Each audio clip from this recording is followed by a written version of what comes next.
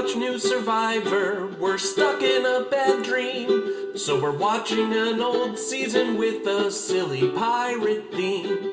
Of course there's a new theme song, but it's as half-assed as our plans. And then something, mumbo something, a word that rhymes with plans. John will make some dumb jokes. Andy likes to yell and curse. Something about some backup host. How could hell be any worse? We'll spend the whole time wishing that our lives were back on track.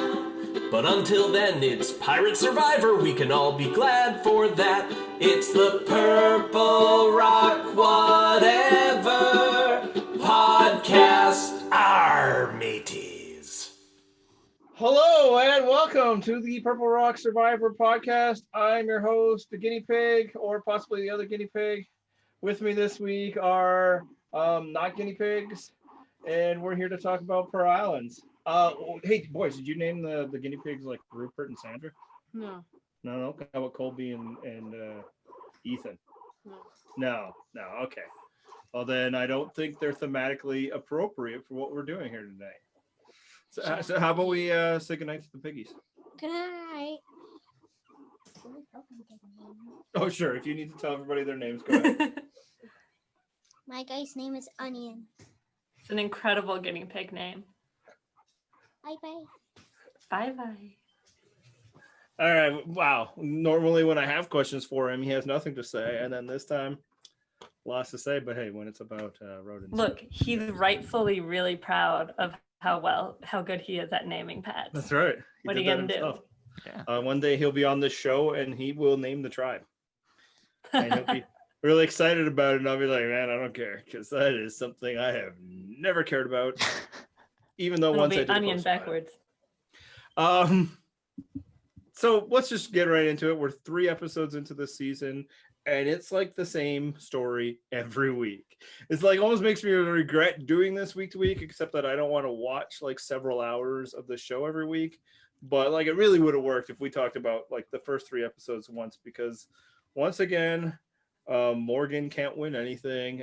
Drake wins everything, and we get a lot of story about that. So the question I have for you guys is, do we want Morgan to win because we feel bad for them at this point, or is it because we're sick of spending most of the episodes with them? I think I'd definitely go with the latter, personally. Yeah. Most of them aren't the most dynamic television. And, like you've said, we've just really hit a lot of their story beats. So, yeah. I mean, Matt probably wants him to win because of his eternal love of Savage. Yes, right. Obviously. Well, okay. So that is the primary reason, but then there's the reason that there's like no new beats to their story. Their story is just the same thing over and over again at this point. Now in these situations, you always think, well, at some point we'll get some new beats. At some point they'll have to vote someone out who's not in the in group, but they already kind of indicated who the next person would be if they did get to that point next week. So it wouldn't even be that interesting. And they would be saying the same things to Jeff. They'd be saying how, they think they are a strong tribe and they're just, they're right there and they're going to turn it around any moment. So, I just want a different story. So yeah, like the little ones that were holding rodents in front of your face not too long ago, like they were like, why do we keep seeing them all the time? Like this right now, it's like it's because they keep losing. We have to tell the story of the losers, and like And when he was saying that, I was like, nailed it, buddy. Like you just gotta like that's where I'm at too. And I think part of it is like we've had many times disaster tribes on Survivor, right? Yeah. And they tend to dominate the early stuff because that's just the storytelling of Survivor. But they're usually interesting. And Morgan might be, and this is a question for you guys, are they the most boring, like terrible tribe in Survivor history? Well, I okay. think So let's Okay, go. I was going to say, I think there's at least one tribe that is more boring. One disaster tribe, I should say, that's more boring. And that would be because the dominant tribe was actually a disaster, and these people were, but they won. And these people were just dull, and they lost. Yes, I am. I'm talking about Lamina, which Terry Dietz is really in the kind of Andrew Savage mold, so it's really fitting. It's bizarrely fitting, and those two guys, like, it's not like Rhino and Osten are like super compelling, but they've got more than other Osten and I want to say Nick. Astronaut Dan, I think you forgot. Also Astronaut Dan. I'll give it, there is Astronaut Dan. I will say the one thing I Misty remember was about the cute. the one thing I remember about the Lamina tribe was that, and I don't know why I'm remembering this all of a sudden, but I remember the women on that tribe were very attractive. So not Yeah, that the for me, women Because on I this don't know tribe, why you'd not that remember that either. So thank you. not that the women on this tribe are not attractive, but for some reason I just remembered that about them. But no, that was a very boring tribe.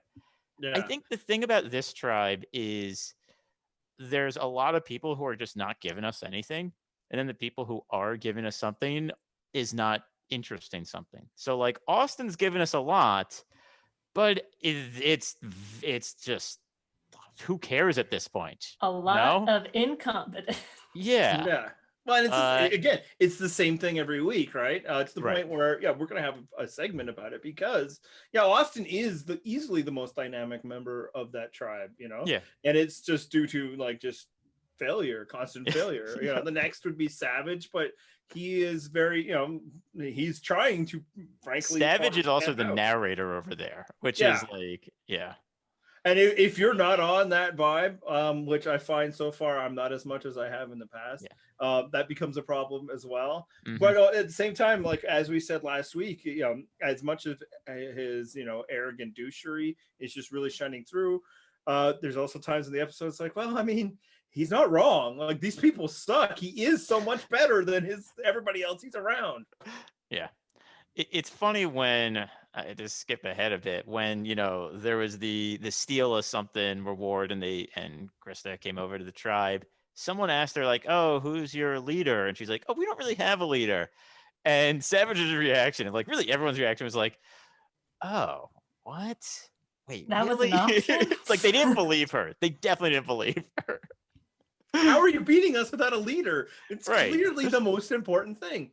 And you bring up Lamina as like the counterpart, and I think that's a good example and kind of relating to what Matt was saying at the beginning.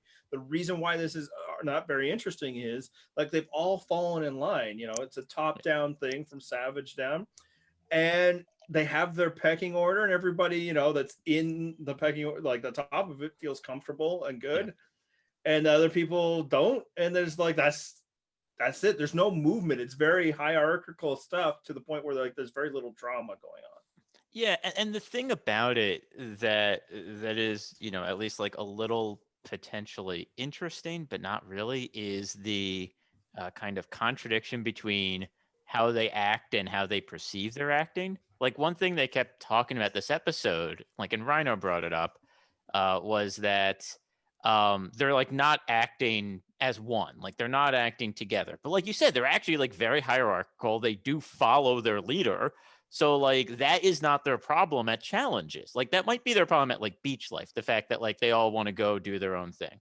And we'll like talk about that later too, I'm sure. But it's there's like this inherent contradiction in kind of how they see themselves and how they see their problems, and yet like how they're also acting. That is, I'm not sure that it actually matches very well.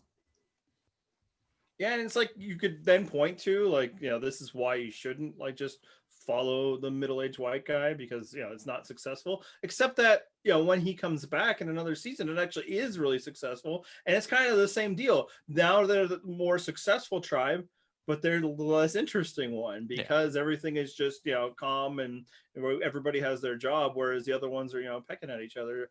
So I think it's like a bad combination of the tribe that maybe seemingly like has their stuff together but doesn't win. Yeah, and I think that's the thing. Like I think this tribe, like I don't think it has a lot of the internal drama, character drama that frankly the other tribe has more of. But they're just not winning. So it doesn't matter because guess what? You still have like, like the friction of you're not winning and that's causing you problems. You can be as calm as you want to be, but you still don't have Rupert. And that was the difference today. They didn't have Rupert. Yeah, because Osten. I mean, we've ragged on Osten deservedly quite a bit so far this season, and while he didn't, win in this challenge, and was really kind of in the hero role, like it's not like he did badly, I Like- think No, he he did quite was well, awesome. in fact. Yeah, It was 2 he, hours, like, and then I can't fucking do that. I'll tell No. you that. I mean, we I'm know what job obviously- you'd have in this challenge. Right, though. like Like Right. you watch I did challenges just- like this, you'd be like, "That's me. That's my time to shine." yeah, when we were watching, I even said, I was like, see, this is my role. Yeah. I can even deal with like the pain decently well, I think. Yeah. And I But, don't- Sorry. yeah, just and I mean, it's like Savage said, at the end of like that, some of the other challenges they could kind of overthink stuff and think, oh, we could have done this or we should have done that, and this one they're just like, look, we threw it all out there. I don't know. Yeah, What do you Rupert want? was a little stronger and probably better fed, and that's a big part of it, right? Right. You know what? We're dancing around it. Let's get to our weekly segment now, since it seems to be tapped into this conversation. That will be. We seem to talk about it every week, so now I just want to formalize it for as long as he is in the game.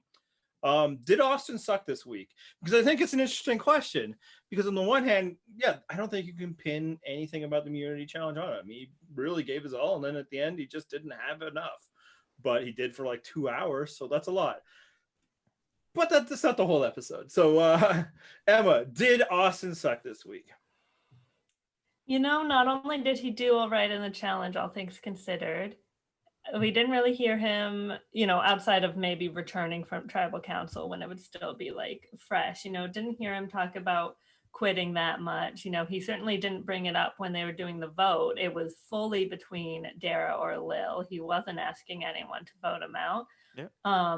Obviously he's going to continue to have ill-fitting boxers, but that's a sunk cost fallacy sort of thing. I don't think we can keep blaming him for that. So I'm gonna go ahead and say that Osten didn't suck today. I think this might have been his best episode so far.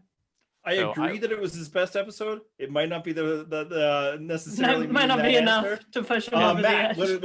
what's your answer? So I was gonna say it is definitely his best episode, but he did still suck a little bit. Now again, not as much as the previous weeks, but if you remember the reward challenge, he I don't. okay. Well, it was the like sink the other boat thing. Oh, and that's true. He did moved suck. his boat away from everyone else, and then then waited for Savage's boat to sink, then came back, stood in his boat, sinking it basically by himself, and then they didn't really have to do anything to finish them off. So Yeah, then Yeah, just the when two he of them. first moved away, I was thinking maybe that, just hope that the others take on enough water, by dealing with the other one. But then he got back in there. So it doesn't, yeah, and he got back in there in a way that sunk his own boat. So that was yeah, it wasn't Yeah, great. no, and Probst called it out.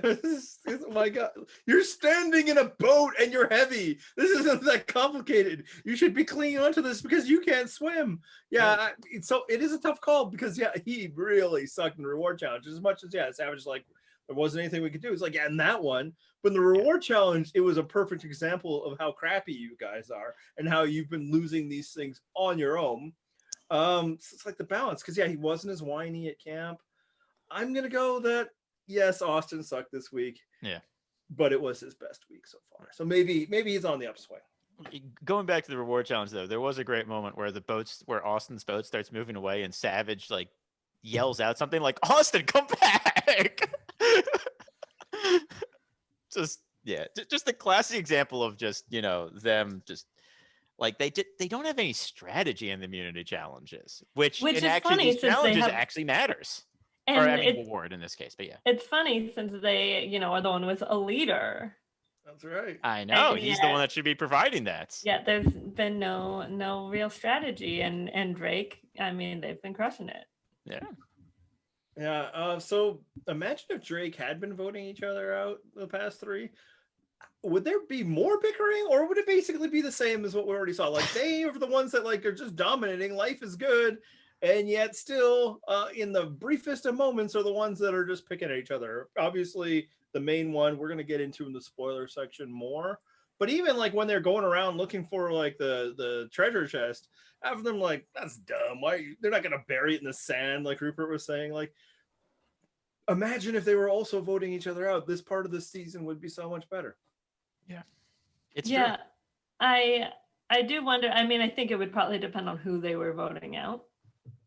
Yes, it could Certainly it two could be of the somebody that we really instigators, enjoy.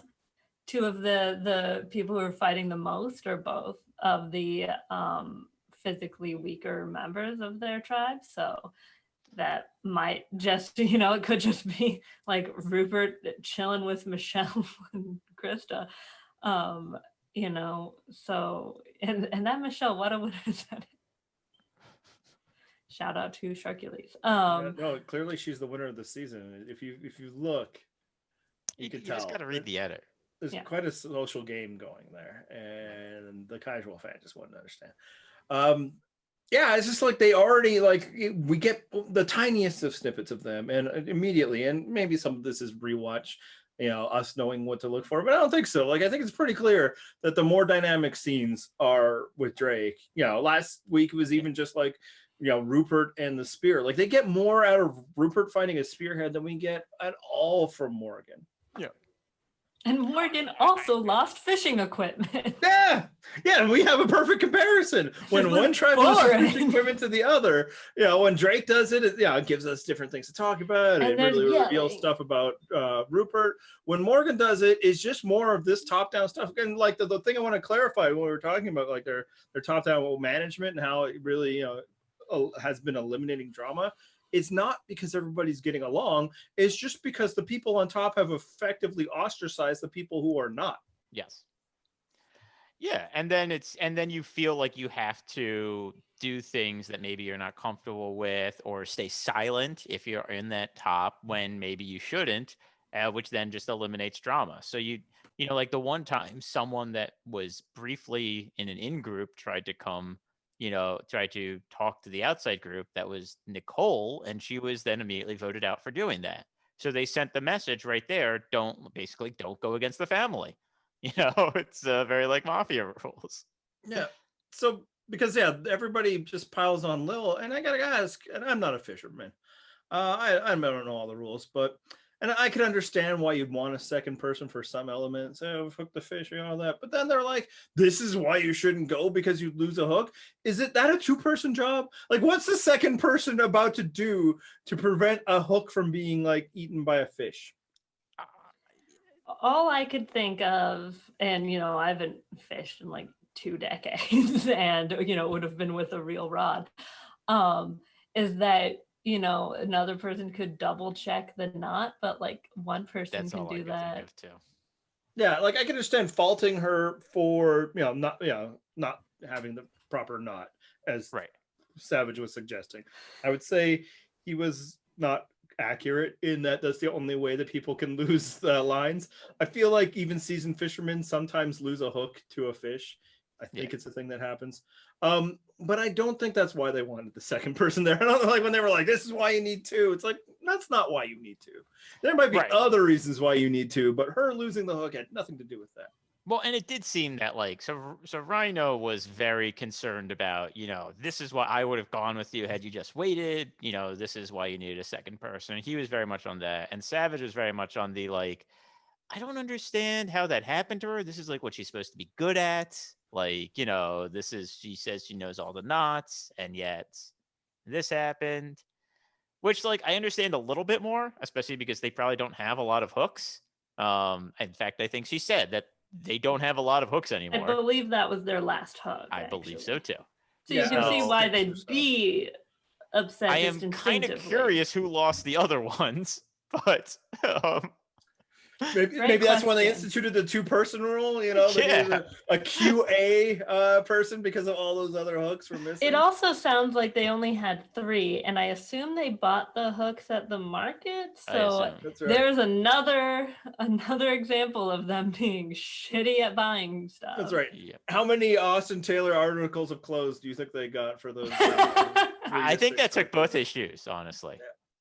Well, I mean, then they had to go to 2 different people. Yeah, he bought one hook with one shoe, but then and then he got the deal later where he got 2 hooks with the other. Yeah. Here's the other thing: do we believe they've caught a single fish yet? Do you believe that anybody in the history of Survivor has ever caught fish with like a hook? Actually, I in the just watched Australian history? Outback, and I think that that did happen. Yeah, there. in the history, There's a lot of Survivor. Yeah. and I believe that like maybe they've caught like some like really wimpy fish that frankly you wouldn't actually eat But normally. like hook fishing never seems to be, the effective method of Right. fishing. You really need to stab them. So I mean, ultimately, what's happening there is that they don't like Lil, and she becomes a convenient target to blame for their failure. Yeah.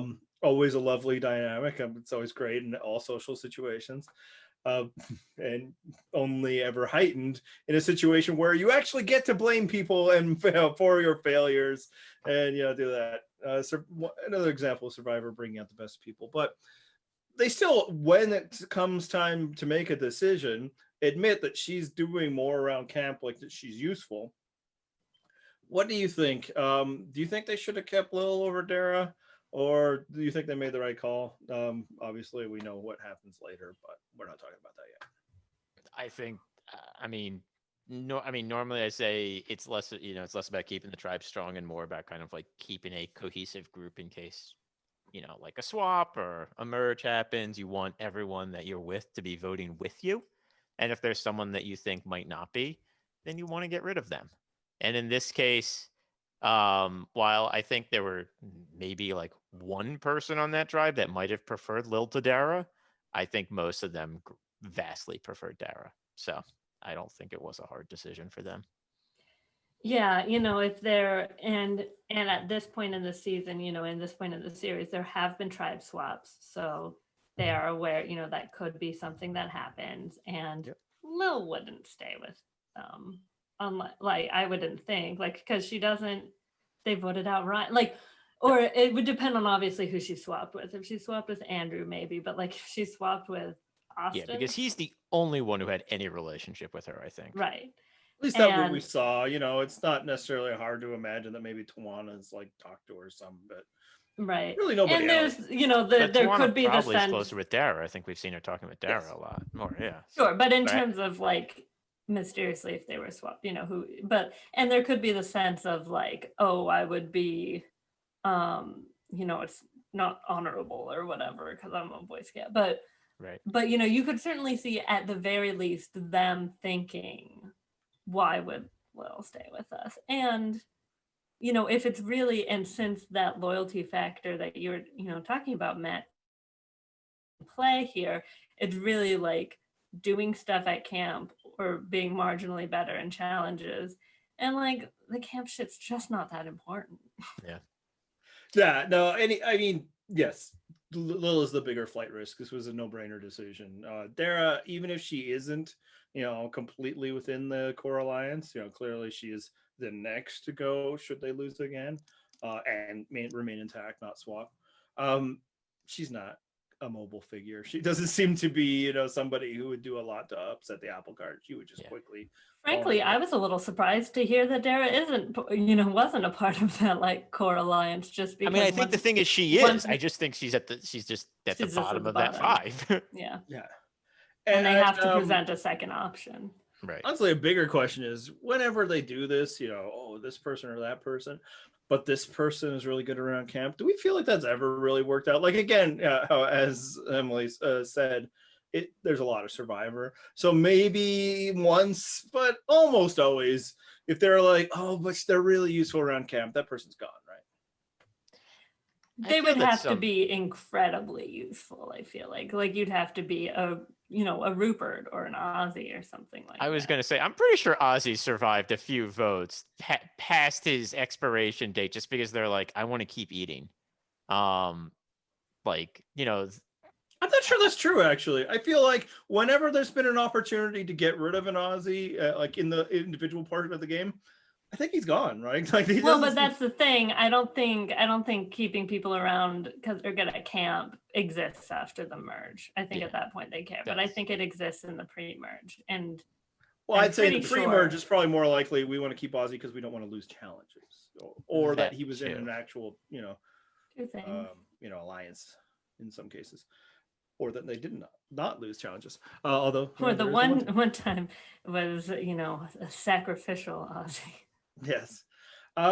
So yeah, I just like, again, maybe early on, or if it's like you really like to, and the other person sucks as well, maybe that does help. And I'm not saying like, I bet like in the consideration, there's been like, you keep people because they're more useful, or even just like you don't even bring them up because they're useful. Like I'm not saying like people that are useful around camp have never like benefited from it.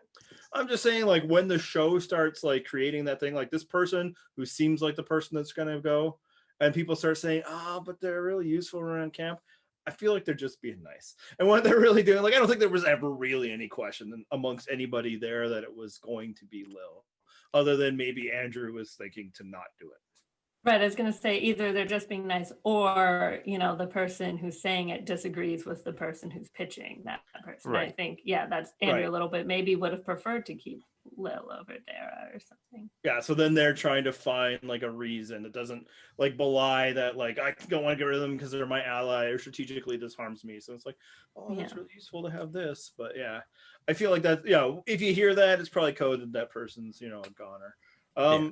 The other person in this decision is Darrah. And my God, what a dynamic television character this person is.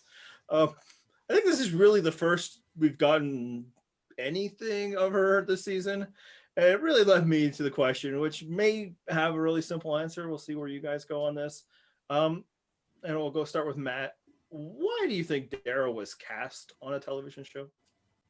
She's young, attractive woman. So that would be the obvious one. I think there might be a little something more to it, but what do you concur? I think that's the main reason. But obviously there are many young, attractive women out there applying for reality shows or being recruited. I think what makes them think she would have been slightly more interesting. A, she's got a very thick accent. B, she's a mortician. That's the one. That's what I think it is. That's hot mortician. Absolutely, she is a pretty girl, right? And Yes. just standard issue. I think she's attractive. But this is when the show was still really popular. Like I don't think they were hurting to find attractive young women to be on the show, and so she's just so dull that it's like, I think for sure when they're like this pretty girl, like that's why she gets an interview, right? They see the headshot like or whatever. mortician. That's why they bring her in. But like I think they just fell in love with the idea that we're gonna have a sexy mortician. Yeah, they thought she'd be like Sounds like talking a about Halloween dead bodies all the time or something like that, and it would be like at least interesting. And nope, when she spoke at the end of this episode, I was like, "Whoa, wait, what? She's speaking here? Oh my god!" And it's just such a like the accent is fine, the show has always had wonderful accents and all that. It's just a complete flat affect that she could just not be less interested in any of the proceedings. When she's up there suffering, like in the reward challenge, she's still just like, her.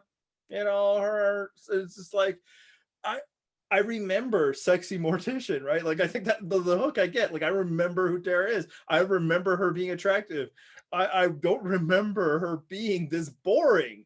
And now, like, no spoilers. Like I legit don't remember. So maybe she does later pick up. But for now, it's just like, wow, like even for old Survivor, she is really standing out as one of the least charismatic people I've seen on the show from like the past 3 old seasons I've been seeing. Yeah, I mean, and I think that's one of the big problems with this tribe. So you have Darrah, who's given you nothing, and I mean, like, not even like she's not interested. I mean, like, she's just giving you nothing. Sounds like she's not even giving Tawana anything. Well, that's what I mean. But like the tribe themselves admit that like she's not doing anything. right? Yeah. But let's be honest, like Rhino is giving almost as little. Like today, when he spoke about Lil losing the fishing hook, was like the most he had spoken. Like in all the episodes thus far, all he's pretty much said is we don't like work together. People go their own way. Like I feel like that's all he said for 3 episodes. Yeah, which is great because of course our introduction to Rhino is him going his own way. I know. Buying stuff. So that's how he learned it's bad. Right. Tawana gave us a couple like in my opinion, like interesting moments in the premiere. But she's kind of faded into the background. Well, she had her stuff with Osten last week, so there's right. That. Yeah. So and then like Lil, like most of what she gives you is kind of like the Boy Scout stuff and being the outsider and that. But that's something at least. So I mean, like to me, like the three most interesting people on this tribe were like Lil, Austin, and Andrew. And Andrew's not even that interesting. He's just like the like, God, my people suck. I'm really trying to do better here.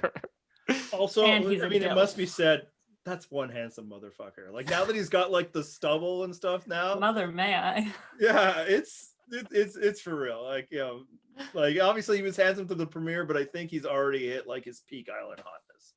This was I think the episode where I had to be like, look, watching it.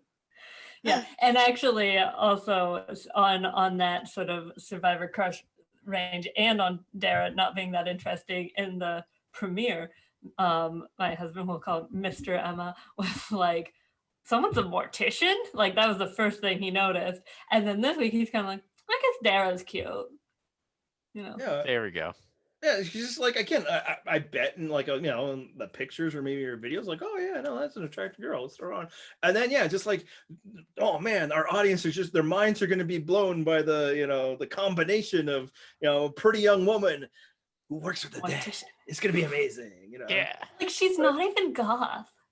No, she's No, just, that's I think actually like she's the just, really like, funny her part gig, about you it. know? Like if he was Yeah. goth, it'd be interesting. Yeah, But she's she's just like creepy, you know? This Like, Southern Belle, she's you know, just she got stuff, this but real she's just thick nothing. accent and she works with dead people and you know, that's all right. Yeah, she seems like somebody who doesn't have to talk a lot during her day job. You know, it takes one to know one. But it's just like, hey, we're doing her job. It's No just, one's gonna there's believe you. this black hole of nothing. And like for me, like I think there's Tawana is somebody I'm willing to bet is more dynamic than what we've gotten. Like she's somebody I Yes. can point to and be like, I bet we're not getting enough from her because the edit isn't giving it because they're, you know, in love with, you know, Savage and the Osten storyline that keep feeding and then like the people getting voted out. But yeah, I don't feel like that's the way with Darrah. If Darrah ends up barely being on the rest of the season for however long she's on, from what I've seen so far, that's cool. I'm fine. Like she says she does really well in challenges, and I'm like, I mean, you stood there, like you sat there. Maybe she's It done was it right in other things. very- I have no recollection of it, I guess is what I'm saying. It Although was because- very funny to me that multiple people, like not just Darrah, but other people spoke about her ability in that challenge to like sit there. And like, I know that it was painful. I get that the way they talked about it, but it also was like, everyone's like, well, neither of them quit. And it's like, to quit in that, it's not like holding the rope where you like slip and like, oh, I slipped. You would have to actively say, let me down. Right. I can't do it anymore. And they could have just not listened. Like, That would actually have been really amusing. You sit there and be quiet, ballast. We got a challenge to win. like I also, why did they have to, like, I mean, I guess it's just sort of the nature of harnesses and like gravity and shit, but like, why did it have to be painful? I don't know. Why did it have to be people? I bet Michelle and Darrah don't weigh exactly the same. And like, yeah, they could both pick their smallest person, but it's like, it's not like that's like, you know, it's Equal. not like there's like strategy involved and picking who's tiny. And also, it's like, they just- gave what a them time weird to work thing. out the really difficult strategy of strongest to lightest, you know? Like, I feel like Yeah. that's something they could have just done on site, but no, that we got the scene at camp of them working out the clue and figuring this all out, which is also really Austin, you're the illustrative strongest, of, right? Yeah. man, they had a lot of time to fill an old Survivor. Like, Yeah. people now mourn, like, oh man, I really miss when they used to read clues. And I'm like, no, I value my time way too much to worry about the time when like shitty poets would come together with like, you know, crappy clues. You could skip ahead to the challenge for me. Save that time for, I don't care, idle hunting, anything. But yeah, just it's very illustrative as well as this conversation, because really I have more challenge takes. That's how little was going on this episode. Yeah, I mean, I will say that immunity challenge, I don't think they would use that as immunity challenge these days because it's like too solo. I think Yeah. it is. Yeah. They might use it as a reward challenge because it like kind of starts Right, off because as a they've group done thing sort of and the then- hero thing. Yeah, And I exactly. thought the reward challenge was actually a pretty interesting challenge. was and I great. don't think they've really done Yeah, anything that's like a really that. fun challenge. And there's They no should. reason why they couldn't. Yeah, Yeah, they they're in should water use that more now. often. Like, I do think there's sometimes difficulty of like scheduling water challenges, like in PG. Sometimes it's upset, but have it there, man. Then like you have like a 6-day span of when you could use it. Yeah, like when they first did that, like this is fun. Like and it kind of continue what we were just talking about last week. How they're really getting good mileage out of the pirate theme, almost as much as us. Almost. So yeah, that was great, and I don't think I've ever seen it again.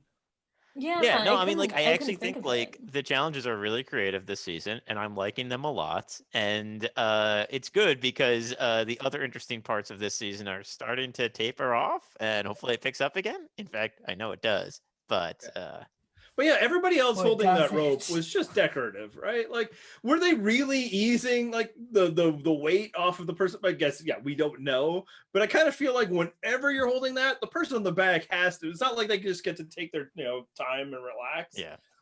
And it was like they only were in like 5-minute increments. Intervals Intervals are increments, but how about we make intervals a thing? Wow, okay. Increments. In a week. At least I could like sense something bad was happening. But it's only 5-minute increments, and they held it for 2 hours. Like it was like what, 20 minutes of everyone else? Like they could have at least made it like 10, and if one of those people lets go before, then it's like a thing. Yeah, I'm guessing clearly they did not believe this was going to be a 2-hour challenge. Right, and we've seen that sort of situation happen before. Yeah. You notice how, like, even with the argument that we're going to get to in the spoiler section, that Sandra did both challenges? I didn't until you brought it up. Yeah, they sat out Burton. Like, is Drake already like trying to throw things? Oh yeah, I remember. I knew there was something when we were talking about. I thought maybe there was something in the order that was weird. I guess I was a little surprised to see Andrew ahead of Rhino, but I guess Rhino's younger. So, but yeah, they sat out Burton. Like and we were definitely like, that's a choice. Yeah, is this like you being sporting? I don't understand. Maybe because no, they sat him out at the immunity challenge. Yeah. Which was bizarre. Holding weight. The weight-bearing immunity challenge, and Burton's like, I'm good. We got enough strength, which ultimately proved which was true. Not wrong, but like it's not like it did that. It's not like, oh, now we can definitely use him for reward. It's like because you don't need to match up. You can put like Lil versus Burton if you wanted to. Oh, actually, I remember now when we were talking about it. What I did wonder is if it does, I know you said they don't need to match up, but I wonder if it maybe went unsaid that they needed to sit out a man and a woman. And they did sit out John in the Johnny first Fairplay already sat out. Yeah. And their other men are all very That's strong. Almost certainly what happened then. Yeah. Good work. Good piecing out. Yeah. Because otherwise, why would you ever? Otherwise, it makes none sense. No, I think you nailed it. That has to be what happened. Because otherwise, it's like just be strong. Be stronger than them. You've earned this right. Go for it. Okay, there you go. Because what needs to be clarified is that the 2 sit-outs in a row rule only applies episodically.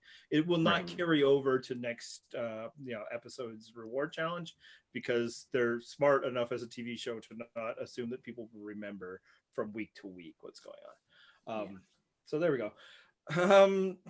I don't think we have anything else to discuss spoiler free from this episode. Usually we still end up stretching time, but let's switch it up and not do that. Instead, let's get into this week's Updog feature, the segment that's setting America on fire. No, poor choice of words. Other things are setting America on fire. The fire? News from like 2-3 weeks ago. That was like 10 years ago now. Yeah, I think the fires are still going. Oh, sure, but we don't care anymore because we're hoping things happen. Other things. The sky prayers. The sky is more breathable and not orange, so less bad. There we go.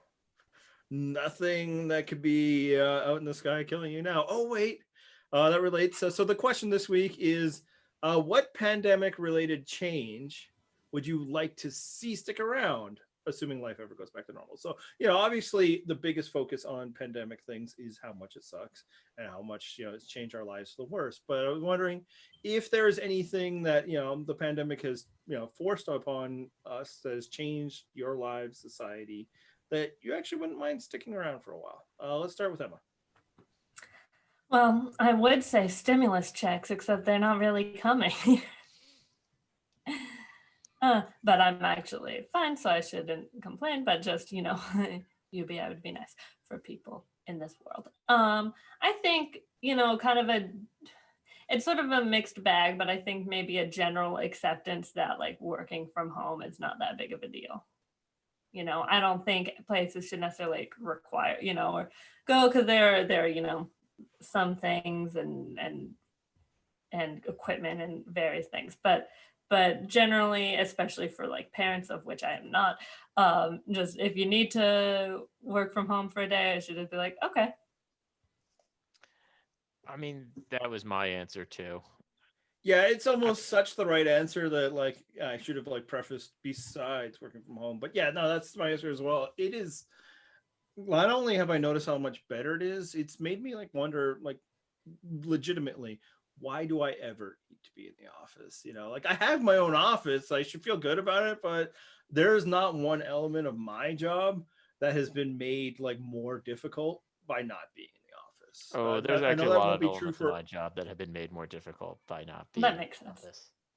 Oh yeah, absolutely. Like I think sure for a lot of people that's been true, but like my job is to create content. So Right. often being in an office amongst people is actually a hindrance by a significant degree. Like I need one of the reasons why often like in jobs I've either ended up having like my own area, or if there is an office, even if I'm not ranking high enough, is just because there's a recognition that like I kind of need some quiet and some thinking time.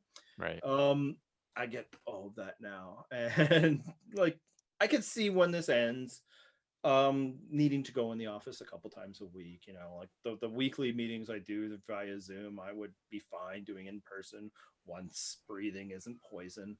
But for real, it doesn't make my job better being around people. I rarely ever had those like quick face-to-face discussions because I don't like talking to my coworkers. I actually prefer getting feedback written. It gives me a paper trail and also something to refer to. Like if we're working out something, somebody just flying a few ideas by me while I'm trying to work isn't really a thing. Write it down, and now I have something to work from. And also it might force that person to realize they like actually think it through before they send. So yeah, for me, and I not just like I always knew that I preferred working from home. In other jobs, I'd try to sneak days in here or there. But just the global recognition, it's like, hey, you know what, this isn't so bad. Employees aren't less productive than they used to be. Anyway, so that's kind of where I'm at. But it helps also that I'm incredibly antisocial. Like I don't really like my coworkers, so like not being able to just socially visit them, I don't dislike them, but sending them an IM is enough communication for me. I mean, so another answer that I have is, as a lawyer, one thing that was very common beforehand and now is not done at all is handshakes. Lawyers are obsessive about handshakes to the point where even when the pandemic was starting to hit, but offices weren't closed yet, people would still go in for a handshake. And I'm like, no, I'm not shaking hands, Nat. That you guys know there's a virus around. And they're like, and I'm like, yeah, I'm not shaking hands. And now like no one's shaking hands. And it is great because there are those people who like use a handshake to establish dominance and to like, it's like their personality is all about their handshake. And I am cool with that going away forever. So That does make me think of another one too. Speaking of hands, is apparently didn't think this was something that needed a global pandemic to stick around, but washing your hands. yeah, Remember that's a in good the one. early stages, there was a lot of talk that revealed that a lot of people start fucking washing their hands regularly. Yeah. And or if they do, it's like out. Right. So, wash your hands. Yeah. I would like that one to stick around too. That's a good one. I think it was more surprising for her that was an issue because she hasn't been in a men's room. Because if you have, it's like, yeah. Now I don't know if the pandemic changed that enough. Certainly not at the beginning, back when I was in men's rooms. It's like, Right. where are you going? You're not done yet. Yeah. Yeah. Like, honestly, even if I'd like use a stall to change, which there had been situations where you have to still washing my hands because you're touching stuff. You're touching the doors. Yeah, or even just performatively. You don't want people to to assume. like And it's assume like, no, that, see like, that I'm they carrying this must have bag just been of changing in there. No, they're going to assume that you don't wash your hands. yeah, it's like, Exactly. see, I'm carrying this bag of normal clothes and I'm wearing workout clothes. That's what happened. Totally not being disgusting right now. Yeah. So kind of, in addition to the remote work and acceptance of that, I think I'm going to continue wearing masks in some situations. Like, now that I'm kind of used to it, it's not that big a deal. Like, why not always wear a mask when you're on a plane? Like, those things are always just disgusting disease boxes. Yeah. Just, I'm obviously not if I'm eating, but maybe just don't eat on the plane. I mean, very few times in the plane can you eat anything but a snack or a drink anyway. But like, I think I'd be like more comfortable with it, since I've been doing it. I don't do it as much as other people because, again, I'm remote working and stuff. And then hopefully maybe just as a society, I don't think everybody's going to be doing, of course not, but they won't look at you like the weird person. So. Well, I mean, my society is a little different than your society. My society functions. I know. We have municipal rules about it. I mean, That's there weird. are Actually, some we went countries shopping where people wear masks very regularly because of past epidemics. So, Right. Yeah, no, other parts of the world, it's like, yeah, that's what you do, man. You're sick. Yeah. So like those are a couple things that wouldn't be so bad. And yeah, I like the handshaking one too. Well, I wonder actually, like, if kids are gonna learn it. You know how like we had no pressure to hug have a manly strangers. handshake. Now Yeah, maybe hugging they'll be like, strangers is a hey, little keep your weird. ass to yourself. I like hugging people that I hug. Sure. I miss that. But there are definitely people who are like, hi, I'm a dude that met you at a party today. Now I'm leaving.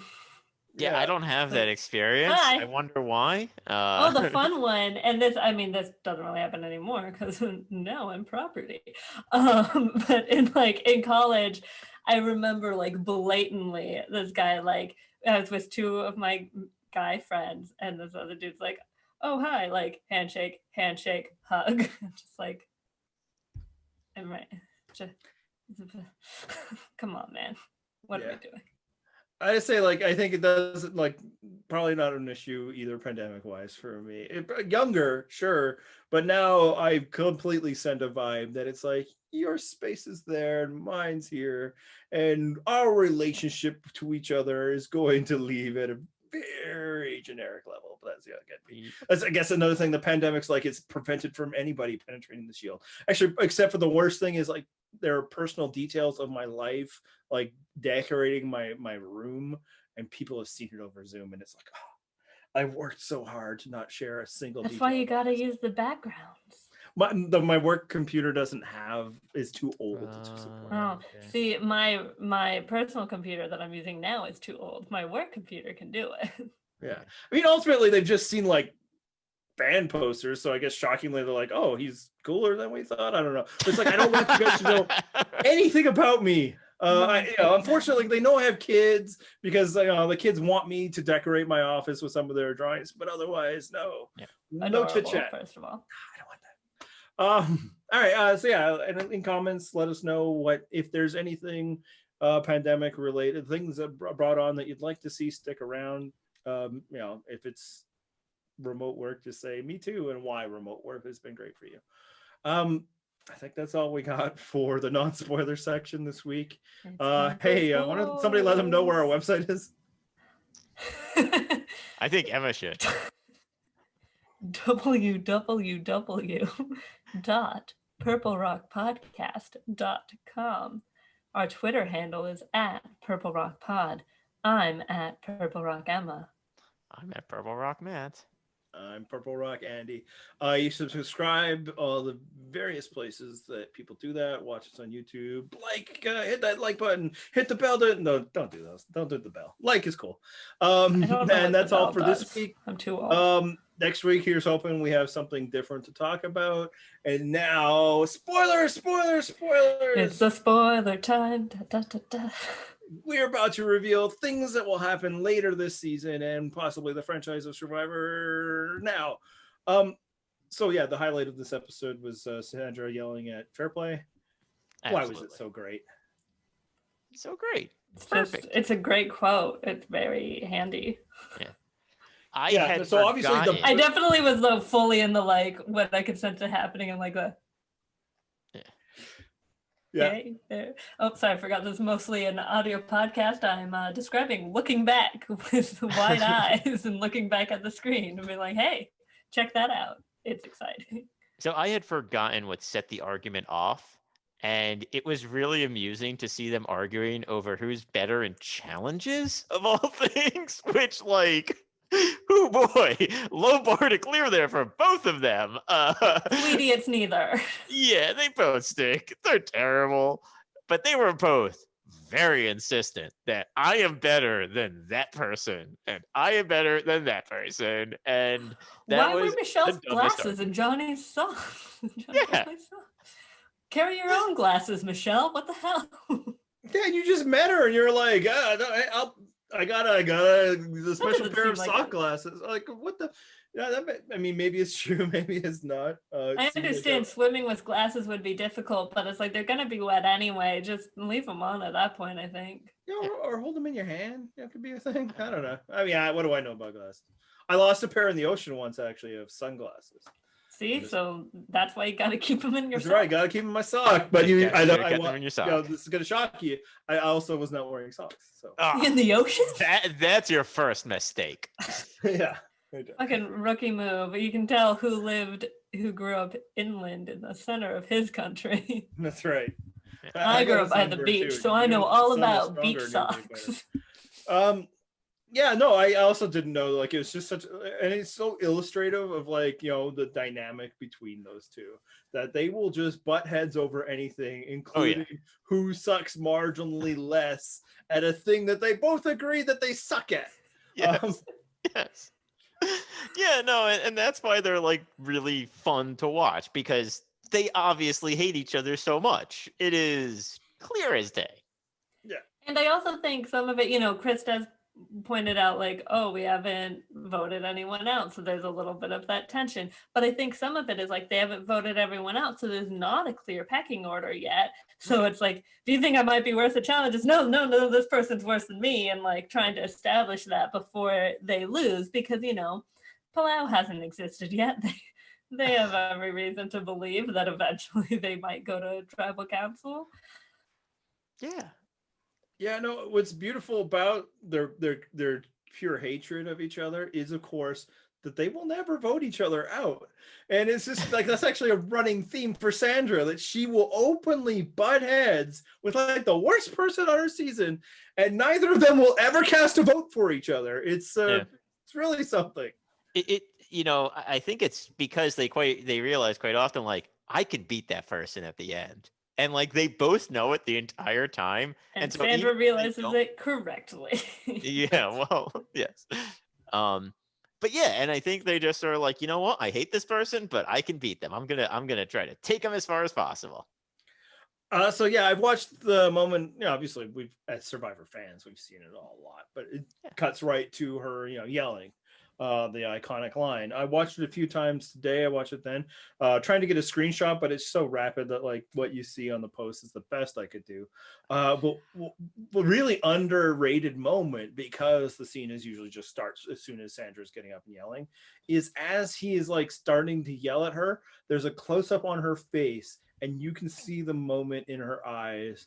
It's like, oh, this is what's happening. And she is ready. Like she just formulates, it's like that, and she's ready, and it's great because like he is yelling, absolutely, but he's not really going strong. She overpowered, and it is fantastic. I mean, honestly, like his reaction to the entire thing is funny too. Like because he's kind of like, you can tell he's kind of winding himself up more than anything. Like I don't even think that she's doing most of the winding up of him, as someone who winds himself up from time to time. Like you can tell he's just like working himself into a lather about it. And then when she gets mad, he's like, I don't care. No, I don't care, but I'm still right. I don't care. It is. I enjoyed that part very much. And then, of course, the other great part of it was, the dueling interviews where we Yeah. get Sandra calling him an ass who knows nothing. And then even better, Fair Play's just brilliant quote, that $1 million says that she won't be in the final one. Just one of the best winter foreshadowing moments in the history of Survivor. But I wonder, that was not the only foreshadowing moment this episode. No. Which was better, that or when Lil's torch would not snuff? When Lil's torch would not snuff, I went to the Slack. I was like, Lil's torch didn't snuff. I forgot that. That's amazing. I think, it's tough because obviously the Johnny Fairplay confessional is much more. Yeah, that's the better one, but hence because we remembered. But I would like to make just sort of perhaps a losing art the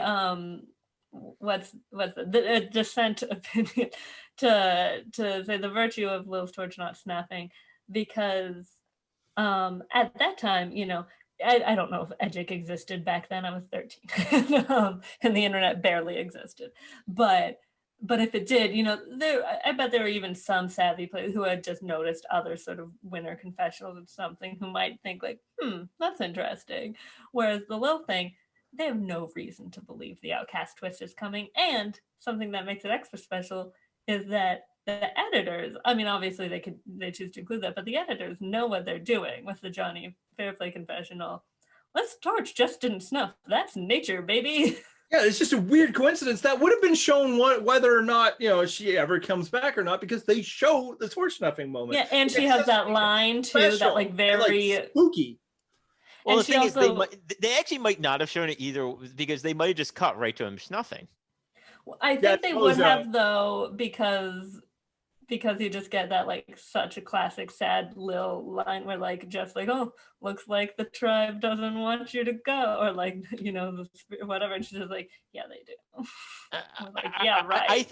I think that Jeff would have insisted they do another take and get it right, but I think they left it in because they're like, oh no, these are coming back. This is great. Well, they don't know that she's coming back though, so that's true. Doing another take, that part. And they almost certainly did do it. And then the editors chose one, so that's possible. But yeah, it's just like it's so organic a moment. Whereas like your winners moments, like obviously Fairplay being the one to say it makes it a lot different. And again, another parallel to her next season when she the person.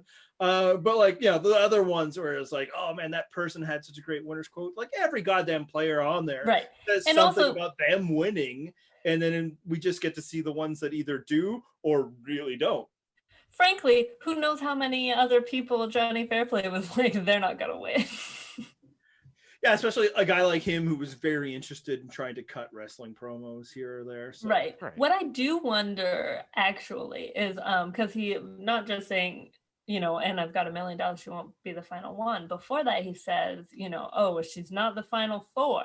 So who at this point does Johnny Fairplay think is the final four? Is it just him, Burton, Sean, and Michelle? Yeah, that's probably accurate. Yeah, that's what a terrible final four. Yeah. There is one other spoiler. I think we know who wins though in that group of four. Yeah, it's not John. It's not John. It's not Burton. It's not Sean. It's gotta be Michelle. It's gotta be. The edit is screaming that. Yeah. A Michelle who's siding with some odious men. I've never heard of that in my life. There was one other kind of spoilery moment. We forgot to include it in the breakdown, but I wanted to bring it up, which is, so Lil talks about, Andrew never came back and talked to me, which, we see in the episode. He says, I promised, that I'll tell you whether or not. And then we don't see him do that. And first of all, just like whether or not you should or should not, like at this point, there's not really a lot of harm in telling someone that, but also there's not a lot of harm in not telling them that, because again, if you're voted off pre-merge, you don't come back. Like, it's just take your sour grapes and go. But also, when we did our second chance interview with him, he was like, I told her, I have no idea what she was talking about. I went up to her and I told her, I'm sorry, it is you tonight. So I don't know where she got that from, but that's what sinks him. She comes back and that's the grudge she holds. And that is why he goes. first. Well, I mean, that's the storyline reason. That's think, the storyline. As when we get to it, he continued to be a dick to her in part because Yeah. he didn't realize he couldn't vote her out. Yeah. You revealed this as well in your interview that like when like Painful. it happened and all of a sudden there were people out, like he was so pissed and like just downtrodden that he wasn't listening to Yeah. the instructions that Jeff was going. So like he for like when they go back and they know they have to vote somebody out, just thought, well, I don't care, I'm just gonna vote her out again. Like he didn't know he couldn't, so he Right. treated her like crap throughout. Like as opposed to you see how everybody treated Burton. They're like, hey, you're a buddy now. Well, we never would have done a challenge to get rid of you. That's friend. Spoiler. Hey, this is We're in the spoiler section. I know, I'm Spoil it joking. all. But yeah, no, it is. I did just want to bring that up because that was a moment that John reminded me happened in the interview we did with him. That was like, yeah, I actually do kind of think that he probably would have gone back and told her in this instance. Yeah, Okay, I mean, first of all, obviously, I reminded all you, but interviews that's have to be fine. taken with a grain of salt. People, say that, but yeah, there's also the question of like, how much motivation does he have to lie to our dipshit little podcast? Right, like he could just be like, yeah, I mean, I didn't think she was gonna come back, and who knows if they had pulled something. So I Right, didn't exactly. tell her. Like anyone. I don't think that many probably people would have think- been like, how dare you? I'm not voting for you now. You Because did that's it. why he was on the podcast. It was on the Right. lead up to Second Chances. Yeah. Remember when we did interviews? What a waste of energy and time that was. At least the second chances ones was like, But they were different because it wasn't like, hey, recap this past season for the 15th time because you've done this on every other outlet. Yeah. No, that'd be interesting to see. I mean, for the story will always be that he didn't, and that's her justification. Yep. Maybe, and she wasn't listening to him, just like he wasn't listening to Prost. honestly, I believe that totally. Like, Or they're he about also ready to could've go. said It's like, something that "Hello, wasn't I'm as sorry, clear it's as you." he And thought she's it all was. like, "Huh?" Mm-hmm. Oh yeah. Right, maybe it's like, hey, go ahead. sorry, we are like all talking all over each other. I am sorry to the listeners. But yeah, you're saying, that maybe he didn't say it as clearly or something, and she didn't pick up. Like, yeah, I could totally see it being like, hey, I tried my best. Right. And like yeah, exactly. that's supposed to that I imply, could believe. I'm safe. He tried his Yes, best. exactly. right. And didn't finish that thought because in his head he knows what that meant. Right. And Yeah, she that just I know could. that when somebody on Morgan tries their best, they did not succeed in what they were going. Right. Yeah, when you try your best, that means you lose. Come on. I was actually thinking that maybe I should Morgan re-listen to your sucks. interview for this podcast for discussing this season. The big drawback I have is that I'm not in it, so we'll have to see if that ever goes. I mean, I don't want to listen to it, and I am in it, so you got that. That makes me less likely to listen to something I don't It'll want to hear shock my people voice. that And I'm I don't sorry, know. frankly, that all of you have to hear my voice. It's not a great one. Well, then in that case, Emma could listen to it, since I don't want to listen to myself. Andy doesn't want to listen to not himself, and I mean, ultimately, that's I'm why already the one who doing told interviews. you that Like, that happened. I need to let the other person talk more. Like they're the star of this episode, and that doesn't sit right with me. Yeah. Because I'm a guy who watches TV. you're All right, the hero, Andy. I got nothing else for this week. You guys That's it. No. No. hit the theme music.